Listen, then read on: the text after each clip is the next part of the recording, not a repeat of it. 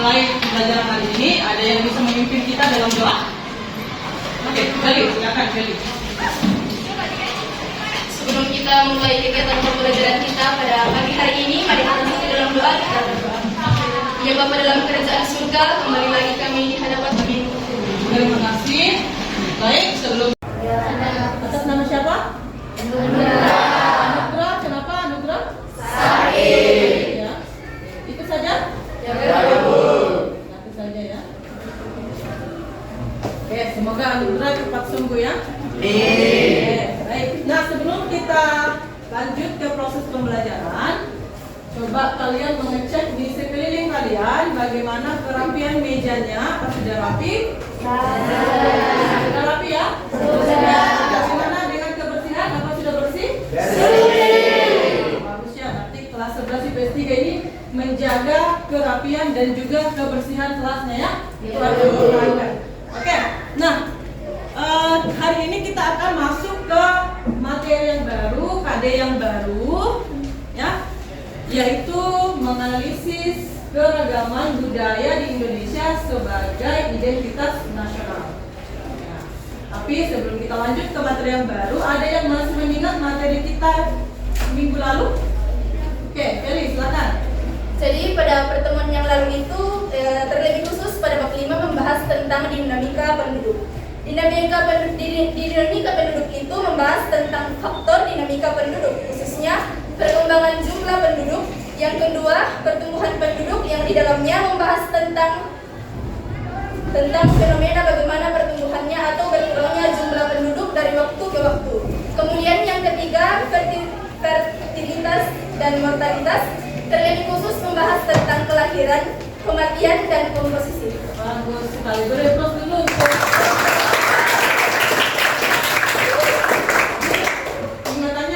Baik, kita lanjut ke materi kita yang baru, yaitu keragaman kebudayaan Indonesia sebagai identitas nasional dengan submateri yaitu pengaruh faktor geografis terhadap keragaman kebudayaan di Indonesia. Oke. Sebelumnya saya akan menampilkan ya, sebuah gambar. Coba kalian perhatikan kira-kira ini gambar apa? Apakah ini berkaitan dengan materi kita hari ini? Berkaitan. Jadi apa yang ada di gambar tersebut? Keragaman ya. Oke, keragaman di mana di sini kita bisa lihat bahwa ada 5 orang yang berfoto kemudian menggunakan pakaian yang berbeda. Pakaian adat ya? Berbeda. Oke, bagus.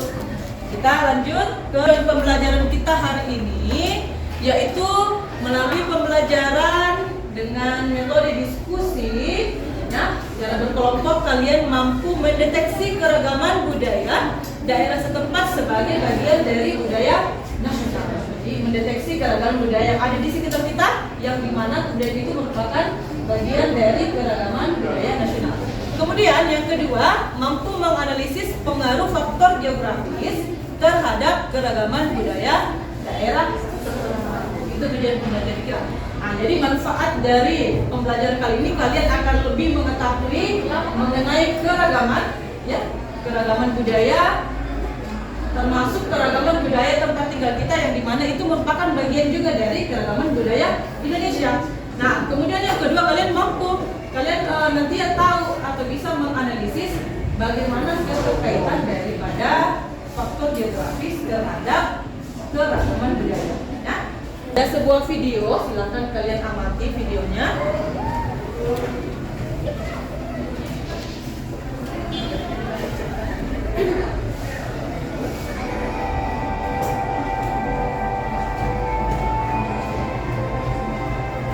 Semua mengamati ya.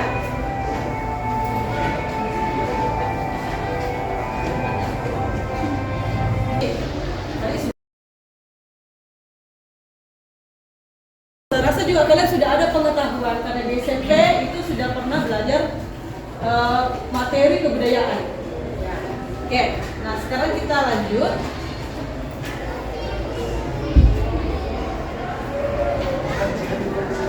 Nah, sini ada pertanyaan lagi, ya. Coba siapa yang bisa menjawab pertanyaan ini? Bagaimana keragaman jawaban awal dulu ya, sebelum kita lanjut ke kita akan membandingkan nanti jawaban kalian. Kira-kira adakah bagaimanakah pengaruh keragaman budaya itu bisa terbentuk di suatu daerah? Apa kira-kira pengaruhnya?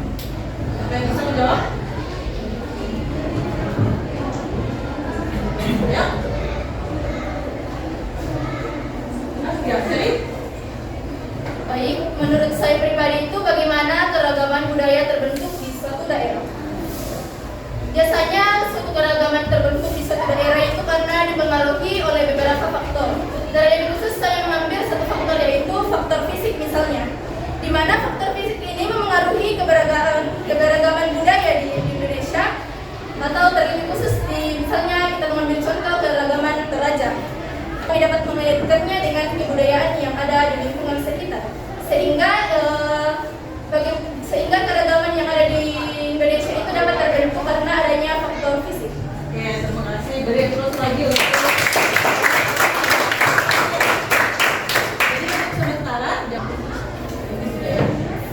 Yes, kita lanjut ke kaitan antara kondisi geografis dan keragaman budaya. Akan saya jelaskan sedikit ya sebelum kita melanjutkan ke proses diskusi. Oke. Jadi kondisi geografis adalah suatu keadaan wilayah dilihat dari keadaan yang berkaitan dengan aspek geografis.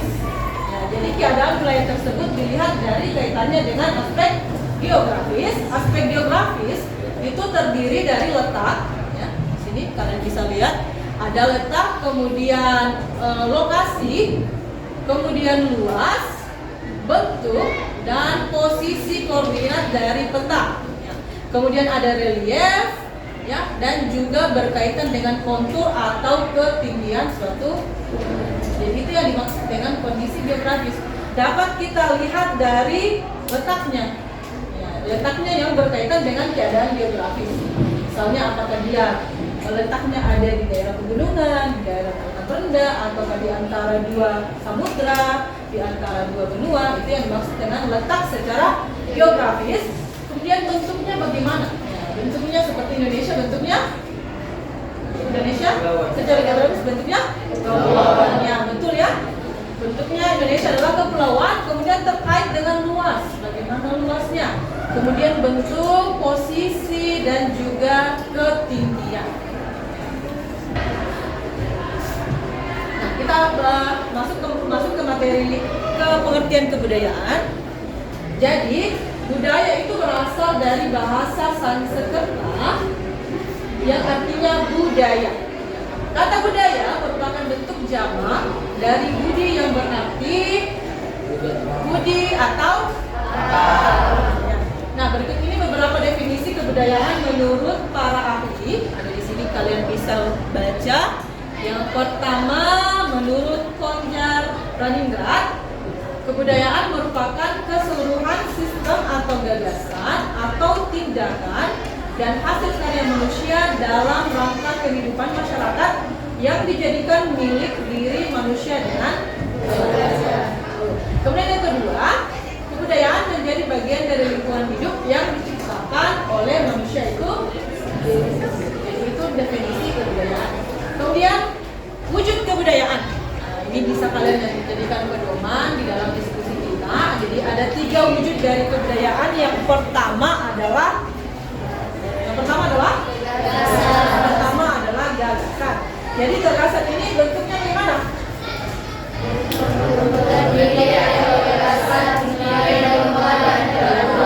Jadi gagasan itu berupa nilai atau ide ya, yang dapat dilihat melalui norma dan juga peraturan yang dibuat oleh suatu masyarakat. Kemudian yang kedua adalah tindakan. Contohnya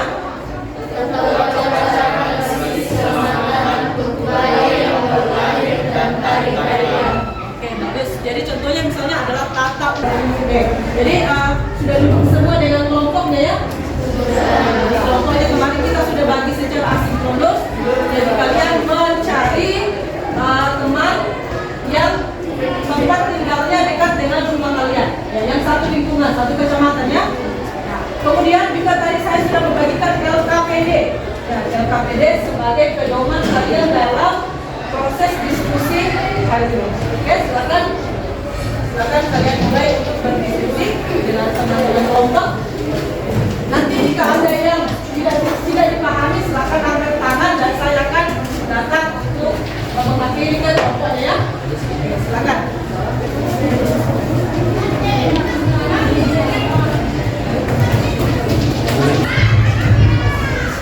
Oke, jadi silakan kalian mencari, mendeteksi bagaimana keragaman budaya yang ada di sekitar kalian, ya. Lalu dicatat pada LKPD. Setelah itu dilanjutkan dengan bagaimana kaitan antara kondisi geografis, ya, atau faktor geografis di sekitar lingkungan kalian terhadap pembentukan keragaman budaya tersebut. Semua harus aktif ya, semua mencari dan semua bekerja.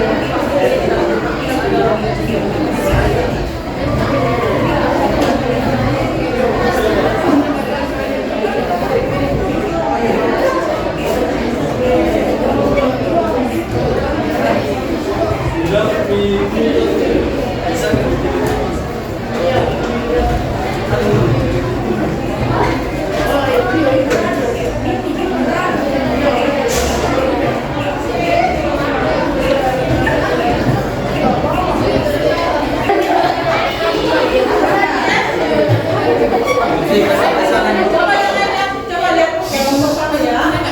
Ya, supaya kita semangat untuk presentasi, maka kita yel-yel dulu. Oke. Yang pertama adalah kelompok satu, silakan yel-yel satu. Belajar geografi. Happy. Cepat dulu kelompok satu. Sekarang kelompok dua. Ya, kelompok dua.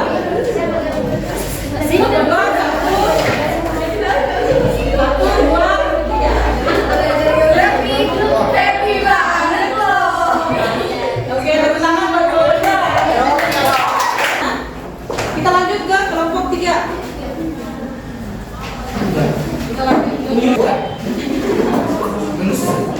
Ya baik, selamat siang.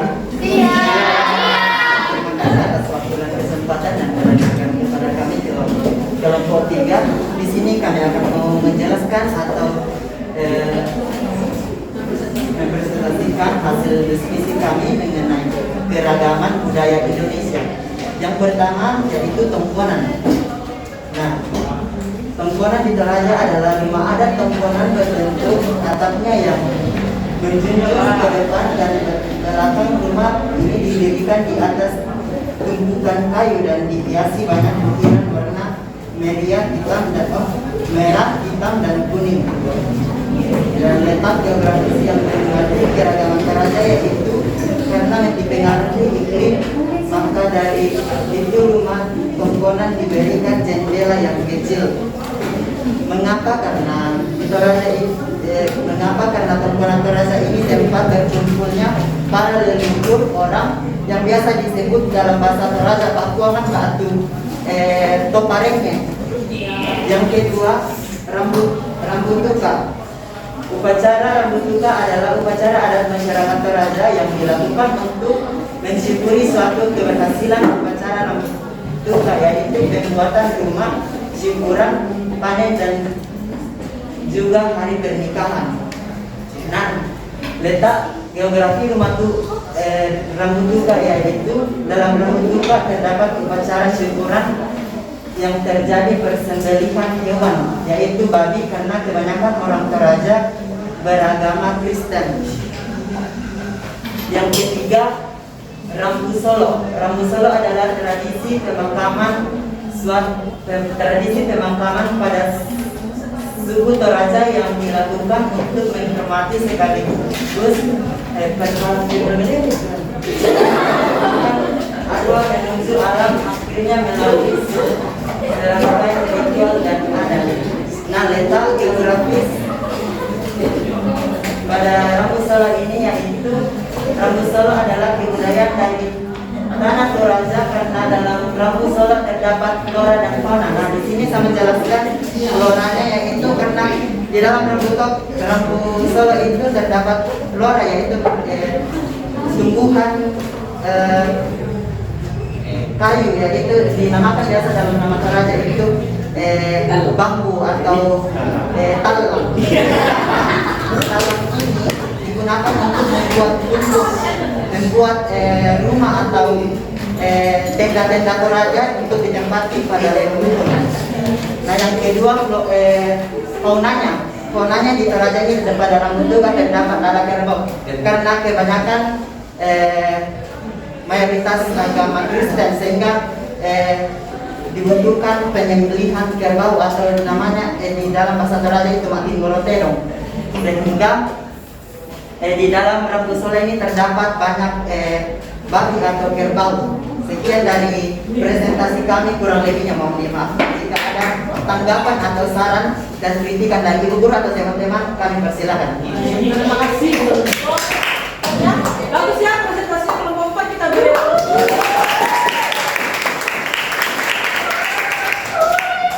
Baik, itu kelompok 4 ada juga 3 ya.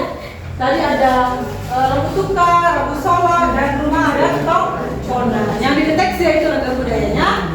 Kemudian dikaitkan dengan faktor geografis, ya, faktor geografis. Misalnya tadi adalah di Rambu Solo itu adalah penyembelihan hewan kurban.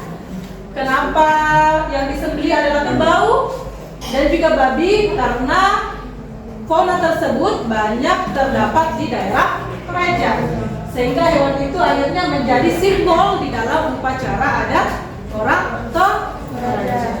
Ya, mungkin kalau di tempat lain tidak ada babi, ya tidak ada babi, makanya mungkin mereka tidak menjadikan babi sebagai hewan sembelihan. Tapi kalau di Toraja itu banyak, kemudian didukung oleh agama orang Toraja yang mayoritas beragama Kristen. Mayoritas bukan berarti hanya agama Kristen yang ada di sini ya, ada juga agama yang lain. Ya. Kalau kita membahas keragaman, ya, keragaman berarti lebih dari itu. Oke, silakan untuk kelompok yang ingin bertanya, dipersilakan. Tidak ada. Oke, silakan kembali ke tempatnya ke kelompok 4. Sekali lagi berkumpul. Oke, baik, jadi tadi sudah presentasi semua ya, dan hasilnya sangat bagus ya. Tadi sudah sangat aktif semua untuk membahas mengenai pengaruh faktor geografis terhadap keragaman budaya, dan untuk hasil mappingnya juga sangat bagus, desainnya bagus, dan juga analisisnya ya. Mungkin analisisnya yang perlu kalian tingkatkan ya. Jadi nanti melalui bahan ajar yang saya sudah kirim, itu bisa kalian membaca lagi, mempelajari lagi mengenai kaitan faktor geografis terhadap keragaman budaya, termasuk budaya yang ada di Indonesia. Ya, secara umum yang tadi kita bahas, tetapi itu sudah mewakili sebagian dari budaya yang ada di Indonesia. Jadi kalian bisa berdalam lagi nanti analisisnya melalui materi yang saya sudah kirim ya. Oke, baik. Jadi itu tadi kegiatan kita selama proses diskusi. Kita sudah mencari dan menemukan banyak sekali faktor-faktor geografis yang ternyata berpengaruh terhadap kebudayaan kita ya. Mungkin ada yang baru tahu sekarang ya, kenapa rumah tongkonan itu jendelanya kecil-kecil? Ya, kalau saya ke Bugis, kenapa dia jendelanya besar? Oh ternyata karena di daerah saya itu suhunya dingin. Kalau di daerah Bugis dia suhunya panas, sehingga dia jendelanya dibuat besar. Ya, baik. Dari semua materi yang sudah kita pelajari tadi, ya, adakah yang diantara kalian yang bisa menyimpulkan pembelajaran kita hari ini? Oke, Clarice. Oke, terima kasih atas waktunya. Jadi saya akan menyimpulkan tentang materi kita hari ini tentang keberagaman budaya. Berbicara tentang kebudayaan berarti berkaitan dengan sikap pola pemikiran atau kebiasaan yang berkembang dalam suatu masyarakat serta dimiliki bersama-sama sehingga dihasilkan secara turun-temurun. Ini merupakan sebuah hasil pemikiran manusia yang berlangsung sejak lama. Secara umum, Indonesia memang sangat kaya akan suku bangsa dan budayanya. Hal ini setidaknya dapat dibuktikan dengan minimal ada 5 suku bangsa yang terdapat di sekitar kita. Selain itu, masing-masing suku juga memiliki keberagamannya masing-masing, baik dari bahasa daerahnya, rumah adatnya, tarian daerahnya, serta pakaian daerahnya. Nah, maka dari itu, di tengah kehidupan yang beragam ini, hendaknya kita senantiasa menjaga persatuan dan kesatuan sebagai modal dan kekuatan kita untuk membangun bangsa. Sekian. Oke, berikutnya. Jadi tadi sudah disimpulkan tentang pembelajaran kita hari ini, dan untuk perbaikan masing-masing kelompok nanti bisa kalian store ya, jadi tanggapan, pertanyaan dan saran tadi dari masing-masing kelompok bisa langsung dikasih ke kelompok yang diberikan saran. Dan juga kalian bisa mencatat dari kesimpulan yang telah kita simpulkan tadi mengenai pembelajaran kita hari ini. Oke, ada yang ingin ditanyakan sebelum kita mengakhiri pembelajaran hari ini? Ada ya? Jelas sekali. Nah, untuk kegiatan akhir ada soal evaluasi. Ya, jadi kita akan mengevaluasi pembelajaran kita hari ini itu melalui Google Form. Ya, jadi saya akan silakan mengecek HP-nya masing-masing. Saya mengirimkan linknya. Silakan kalian kerjakan soal evaluasi. Kalian sudah selesai mengerjakan soal evaluasi. Ya, hasilnya nanti akan saya periksa dan akan saya sampaikan pada pertemuan yang berikut. Oke, jadi sekian untuk pertemuan kita ini. Silakan kalian tertib kembali duduk, menyiapkan peralatan kalian.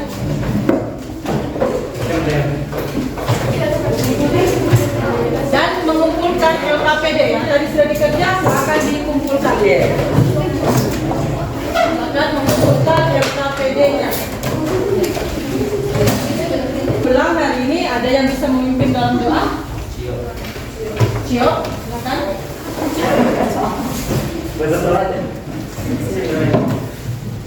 Ya baik, sebelum kita kembali ke masing-masing, mari kita berdoa.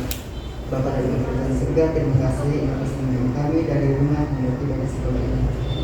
Sekarang ya Tuhan, kami akan kembali ke rumah kami masing-masing. Tentulah menemani kami perjalanan hingga berbahaya hingga berbahaya tidak dapat menemui kami. Ya Tuhan, tibakanlah kami di rumah yang selamat, dan di sana kami tetap memuji dan memuliakan akan nama Tuhan. Ampunilah segala dosa kami ya Tuhan, terimalah doa kami Tuhan, dalam nama Tuhan Yesus kami berdoa.